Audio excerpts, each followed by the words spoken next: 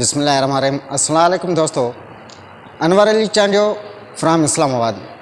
आज मैं मोरोसिन में आया हुआ हूँ ये काजी छतन सिंह की दरबार पे। ये इधर आते हुए एक मेरे नात खान से मुलाकात हो गई, जिसका अपना एक चैनल बना हुआ है शौकत हुसैन चांडियो के नाम से।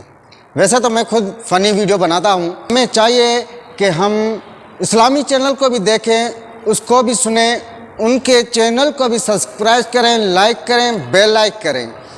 तो हम दोस्तों से गुजारिश करेंगे कि इस चैनल को ज़्यादा से ज़्यादा शेयर करें और सुने, देखें इस नात खान के प्रोग्राम को। ये खुद नात खानों से जाके मिलता है, उनसे कमेंट्स लेता है, उनकी वीडियोस रिकॉर्ड करता है और उनके प्रोग्राम जो है वो अपलोड करता है। आज इत्तेफाक से इस दरबार पे हम दोनों की मुलाकात हो गई, तो मैं दोस्तों से गुजारिश करता हूँ कि इस चैनल को, शौकत हुसैन चांडियो के चैनल को, जो कि शौकत हुसैन चांडियो के नाम से ही है, तो आप उसको सब्सक्राइब करें, बेल लाइक करें, ताकि इस दोस्त की हौसला अफजाई हो जाए और वो आगे से और नए नात खानों से मिले और उनसे नात खानी करवाए, रिकॉर्ड करे, आप लोगों के सामने पेश करें।